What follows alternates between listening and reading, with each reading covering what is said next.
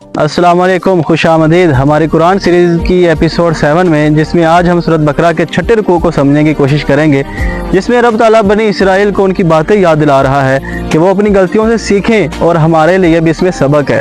रब ताला फरमाता है कि सबसे पहले तुम याद करो कि तुम बहुत ही मुश्किल में थे, फिरौन के जुल्म में थे, वो तुम्हारे बेटों को कत्ल करता था, तुम्हारी औरतों को छोड़ देता था, तुम बड़ी मुश्किल में थे। रब ताला ने तुम्हें बचा लिया, समंदर में रास्ता बना दिया और फिरौन को तुम्हारे सामने उसमें डुबा दिया।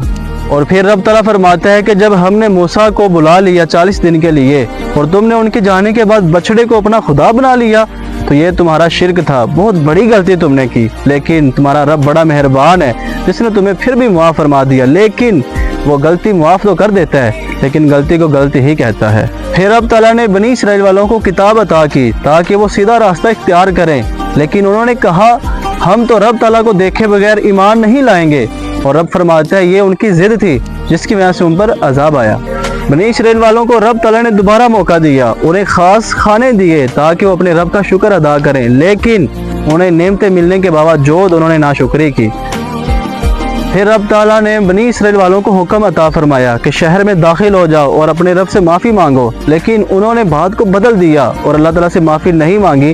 फिर क्या हुआ, नतीजा तो उन पर अजाब आ गया। ये रुकू हमें 3 बड़ी बातें सिखाता है। पहली कि अपने रब की नेमतों को कभी ना भूलें। दूसरी, अगर गलती हो जाए तो फ़ौरन तौबा कर लें। तीसरी कि अल्लाह ताला का हुक्म आ जाए तो उसे टालना या ना मानना खतरनाक हो सकता है, अजाब का बाइस हो सकता है। कामयाबी इसी में है कि रब ताला का शुक्र अदा किया जाए और उसका हुक्म माना जाए। हमारी कुरान सीरीज़ का हिस्सा बने रहने के लिए हमारे YouTube चैनल को सब्सक्राइब कर लें, Facebook पेज को फॉलो कर लें, ताकि आप तक हमारी वीडियो जल्द से जल्द पहुंचती रहें। बहुत शुक्रिया।